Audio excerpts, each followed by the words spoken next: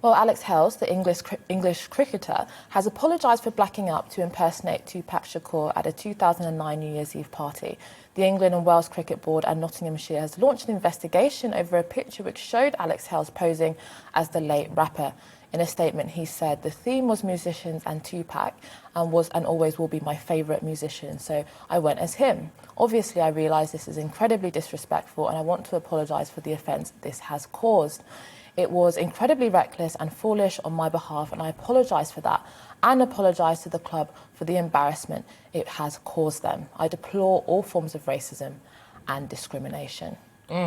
Wow.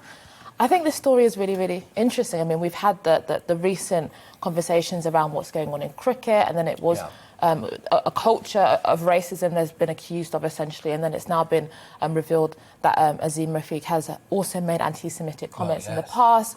We heard about Ollie Robinson, earlier this year.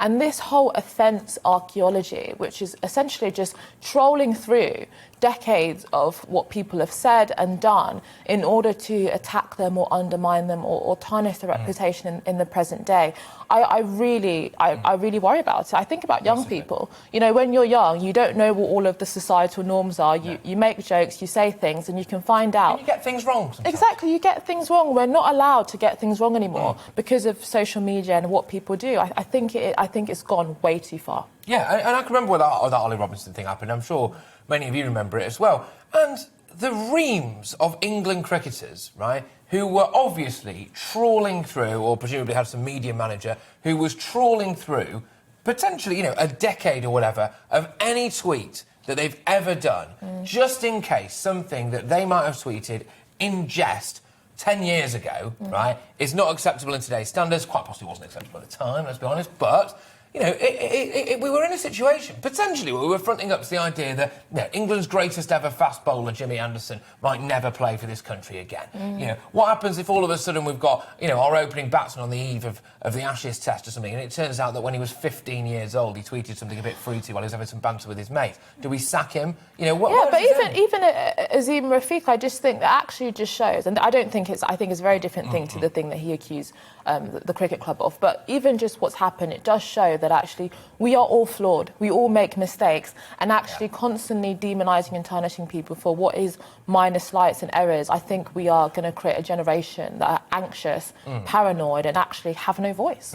Well, let's just say we're obviously dealing in hypotheticals here, because the one key difference between what Azim Rafiq put in the conversations where he made some anti-Semitic remarks and some of the allegations that he's made is that we can absolutely prove the ones that he's made that are anti-Semitic. We can't really, as it stands anyway, massively prove some of the allegations that he's made. I've got no reason to disbelieve him, by the way. I'm not sitting here saying that. But I am saying that there's an element of proof there. Well, if we forgive Azim Rafiq for the anti-Semitism, well then, if a Gary Ballance of this world or someone from Yorkshire Cricket Club comes out and goes, "You know what, I'm really sorry, I got it wrong, it was years ago." David Lloyd came out and said, "I'm very sorry, Bumble."